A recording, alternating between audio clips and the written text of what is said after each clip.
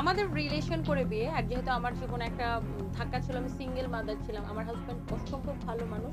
আর যেহেতু ও একটু ও বিদেশে বড় হইছে, লন্ডনে পড়াশোনা সবকিছু ওখানে। বিয়ে করে বিভিন্নভাবে আলোচনা সমালোচনায় জড়িয়েছেন রুবায়েত ফাতিমা তনি।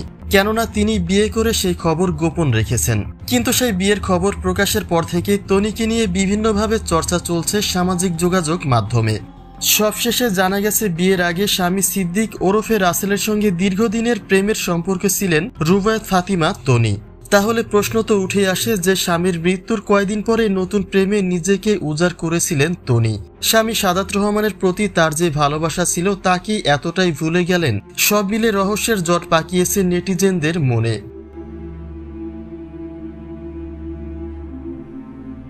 রাসেলের সঙ্গে তনির সম্পর্কের বয়স কত সেটা নির্ধারিতভাবেই এবার প্রকাশ করে দিয়েছেন তনি নিজেই। ফেসবুকে লম্বা একটা স্ট্যাটাসের মাধ্যমে তিনি জানিয়েছেন নিজের বিয়ের কথা। তিনি বলেছেন চলতি বছরে এপ্রিলের 14 তারিখে প্রথম পরিচয়, জুনের 21 তারিখে প্রথম দেখা এবং সর্বশেষ আগস্টের 12 তারিখে বিয়ে। অর্থাৎ 7 মাস যাবৎ ধরে রাসেলের সঙ্গে সম্পর্কে লিপ্ত ছিলেন রুবায়েত ফাতিমা তনি।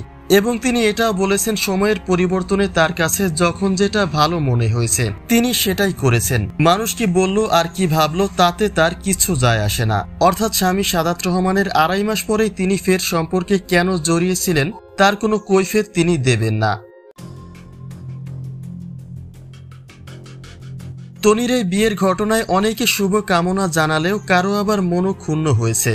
কেননা স্বামীর মৃত্যুর শোক না কাটতে কি করে নিজের জীবনে আরেক পুরুষ টেনে নিলেন তনি।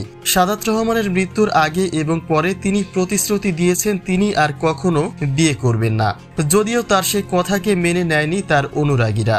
কিন্তু স্বামীর মৃত্যুর পরে তনির এত তাড়াতাড়ি ঘুরে দাঁড়ানোকে ভালো চোখে দেখেনি অনেকেই।